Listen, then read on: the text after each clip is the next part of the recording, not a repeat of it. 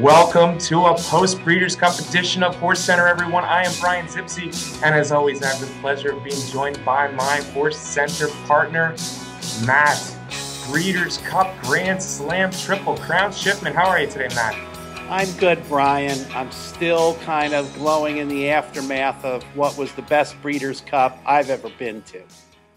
I thought you were glowing. I wasn't going to say anything. Maybe we need a powder girl for the next show. But let's get on to the show, Matt. This was a Breeders' Cup Classic that I think a lot of us will remember for a long time. And where else can we start with American Pharoah, the Triple Crown winner, the first Triple Crown winner in 37 years, Matt. And now we have a whole new thing in racing. It's called the Grand Slam. And American Pharoah is a Grand Slam champion. Well, Brian, I don't care what you call it, Grand Slam, whatever. American Pharoah was just plain grand all season long. He made 2015 the best year in racing that I can remember in a long, long time, and he went out in a blaze of glory. Some will say, Matt, that it was handed to him on a silver platter. Some of the speed, scratch, shared belief, California Chrome weren't around. Could anybody have beaten American Pharoah on Saturday? No. Fair enough. Matt, he got out to the lead. He was swishing his tail on the backstretch. When did you know the race was over? Don't say before the race. When during the race did you say this race is over? Before the race, Brian, I knew that American Pharoah was going to dazzle the crowd all along. But you mentioned exactly, Brian, when I knew that the race was over. And I hope the fans, when they watch the replay during the show, take note of him going down the back stretch. He's swooshing his tail all over the place. His ears are flopping around. He is just having a grand old time doing what he was so darn good at, going down that back stretch. That's when I knew. I was like, look at this horse. He's out there for like an afternoon ride with his favorite partner. It didn't matter who was out on the track with him. 120 Beyer speed figure, Brian, for the race. What's the last time you remember one of those? Matt, for time form, he got the highest American rating in 20 years. He matched Cigar, actually, so he's had the highest time form rating for an American horse in more than 20 years. Only Cigar matched his number. Just a great performance. Put Beholder in there, put Shared Belief in there, put Bayern in there, put whoever you want to put in there. And I think he's the best American horse in a long time. I think he would have won anyway. I think he could have sat second if he needed to. I think he could have had a little bit more pressure if need be. Maybe he wouldn't have won quite as easily as he did. But he was on his game. He was ready for his best effort, and it was a joy to see. We pushed him off to retirement now, and I'm okay with it. I remember when Secretariat was retired after a 3-year-old year, and I remember Secretariat getting beat at Saratoga just like American Pharoah did in a tough race, and then thrilling fans with the Marlboro Cup. There were more races for Secretariat, but seeing American Pharoah with these 3 races, the Haskell, the Travers, and then finally the Breeders' Cup Classic, his second coronation of the year, outstanding, great horse, Hall of Famer, all-time great. You name it, American Pharoah is it. Yeah, without question, Brian. 11 starts, 9 wins, 1 second, $8.5 million won. Only ranks money winning behind Curlin, Cigar, and Skip Away. That's some pretty darn good company. And I feel really lucky to have gotten to have been at his last 4 races. Yeah, I got to see 4 too this summer and fall, Matt. Great stuff, something I'll always remember. All those horses you mentioned, 3 horses you mentioned that have more money than him, obviously ran a lot more. They ran in more Breeders' Cup Classics. American Pharoah, you know, he's the horse for me that goes down as the greatest 3-year-old since the greats of the 1970s. Outstanding. Hey, Matt, speaking of outstanding, I think we should start from the beginning, and we should talk a little bit about Friday's card. Stop Charging Maria was game. Catch a Glimpse is a real nice young turf filly. Hit it a bomb, came from the clouds. But clearly, the star of the show on Friday's Breeders' Cup was Liam's Map.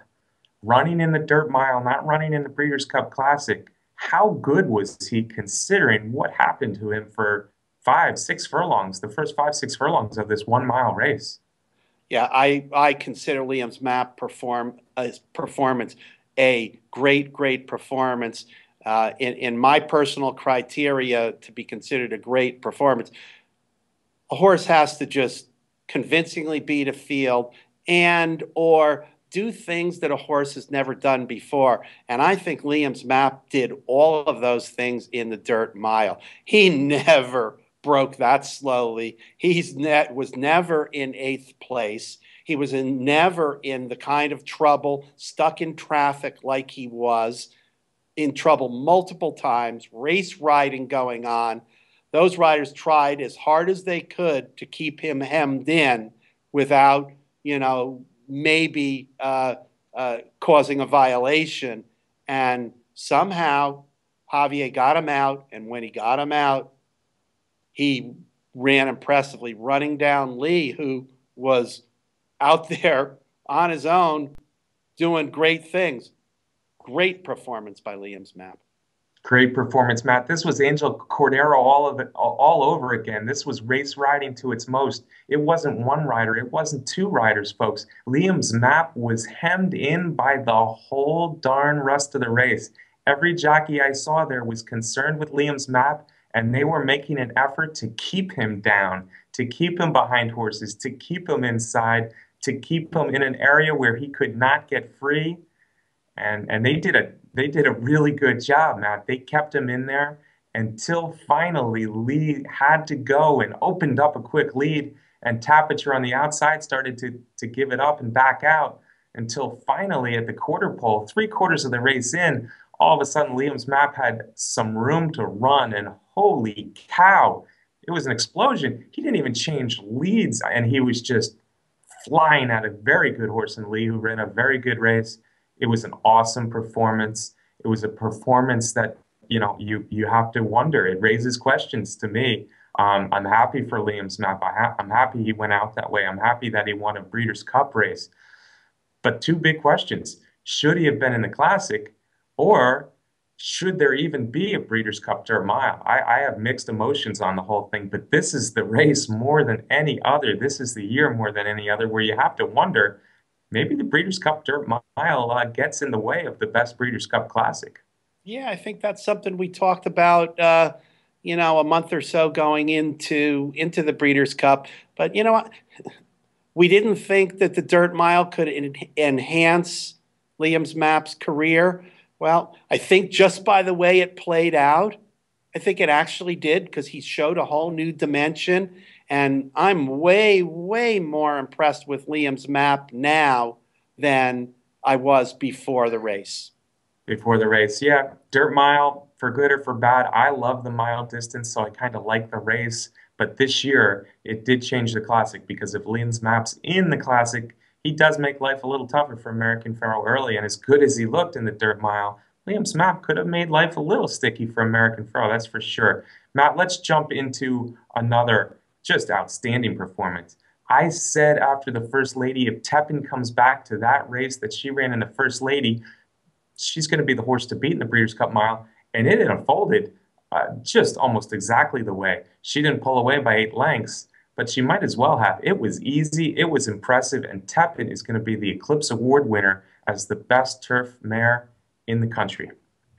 Again, but just what I was saying before, this qualifies for me as a great performance, a performance in which Tepin just destroyed the field. And I'll admit it, Brian, I was a skeptic. I didn't think that she could put together another performance as impressive as the First Lady, but darn, she did it. She beat what, in my opinion, was the strongest field on the Breeders' Cup card. That card was stacked with some fantastic Euros in the mile, which is their headline distance. That mile race in Europe is coveted, and she just destroyed them.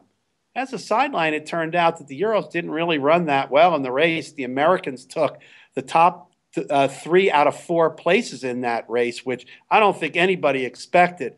but Tepin led the way, and that was a great performance.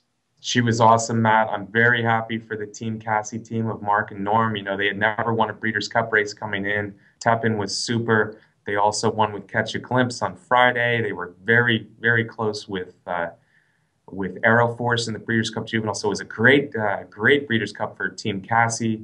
And Tapit, she proved it. And Matt, unlike the first two we talked about, American Pharoah, Liam's Map, Tapit will be back. She's heading down to Ocala, and she's expecting to come back for a 5-year-old year. I think a mile is really her true distance, but as a 4-year-old, I don't know if she can be any better next year than she was this year. Awesome, awesome performance. Speaking of awesome fillies, how about this 2-year-old filly we have? How about this 2-year-old filly, a daughter of Medaglia d'Oro, trained by Jerry Hollendorfer, owned by Rick Porter's Fox Hill Farm. Songbird the word was out before she ever ran.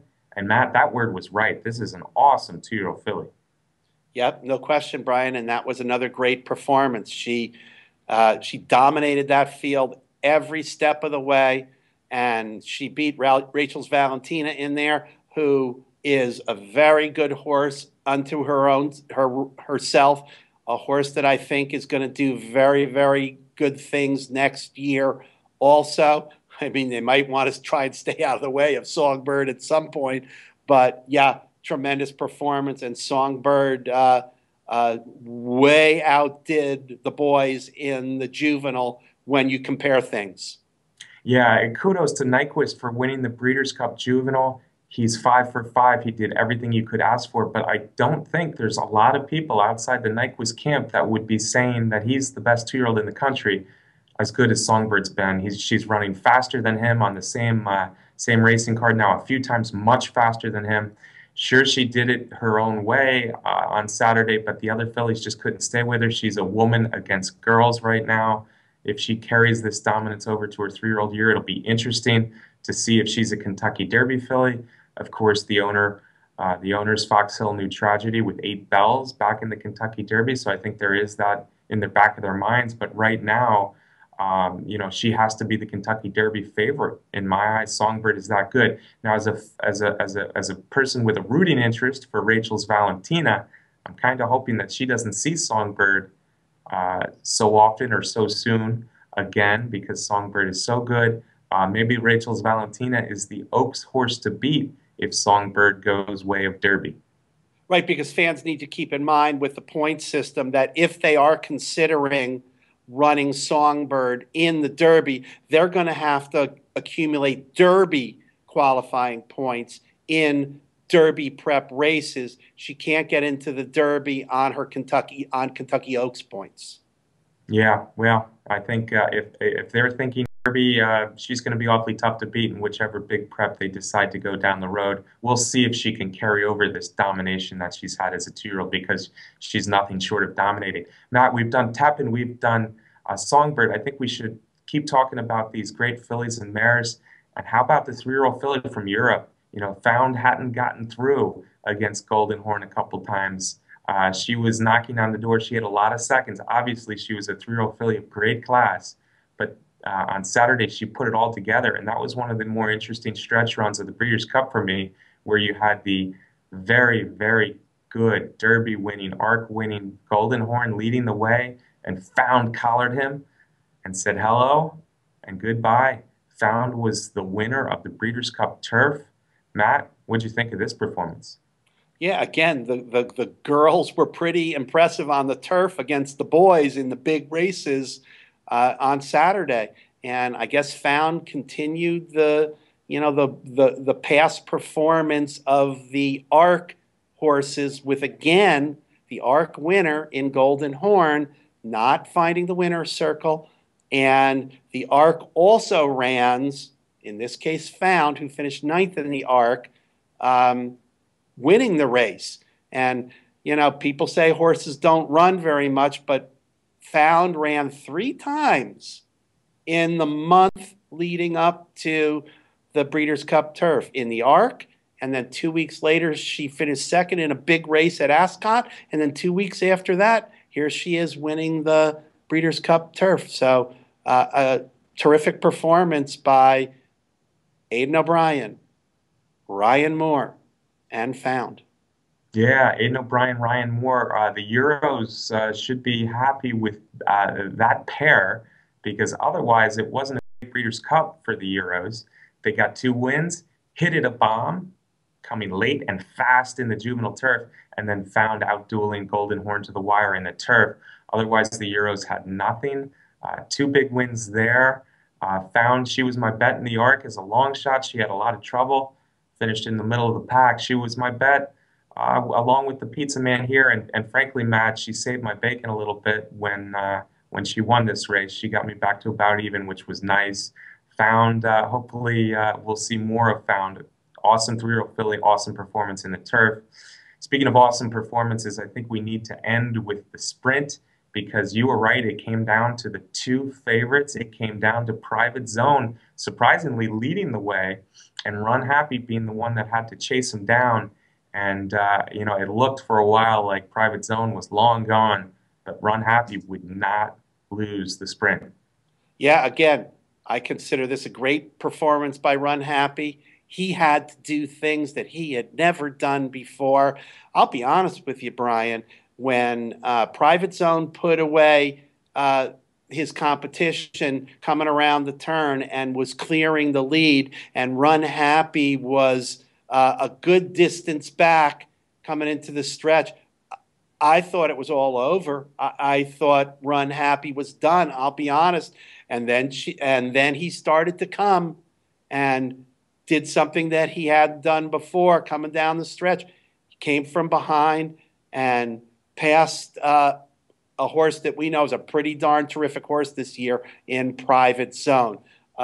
Just wonderfully impressive run for Maria Burrell's horse, and I'm going to let you finish up the Run Happy story, Brian. Well, that was a terrific performance, Matt. 5 in a row, big sprint performances. He was never too far back. It looked like Private Zone just wasn't going to let him get there, but yeah, in the last half of the stretch, he leveled off and powered by, and he was the better horse, the best sprinter in the country. There can be no doubt it's Run Happy. Private Zone, great year, great sprinter, but he's second best. Maria Burrell, of course, this has become a big point of contention. She was fired the day after. Now, Run Happy was a horse that had injury problems when he was given to Maria Burrell. Maria Burrell nursed him back to health. Maria Burrell is the trainer of him for the whole summer and fall. 5 for 5. He's an Eclipse Award winner. He is a very deserving champion.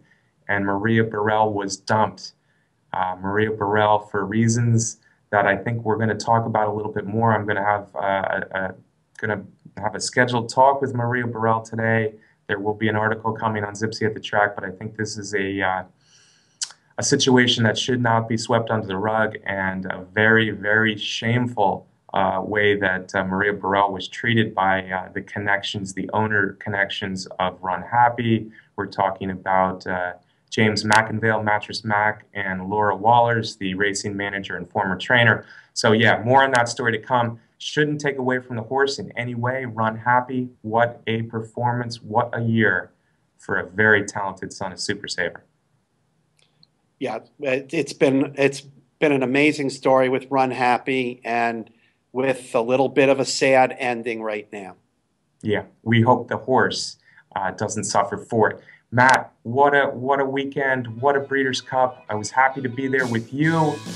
I hope you enjoyed the show of our Breeders' Cup recap. Thank you, as always, to our sponsors, Horse Racing Nation and Derby Wars, our producer, Ember Marr. Thank you, Ember, and thank you, Matt. It's my pleasure, and I wish we could go back to Thursday and do the whole Breeders' Cup weekend again. How about next year, or we'll be together before then. Thanks for watching, everyone. We'll see you next week on HorseCenter.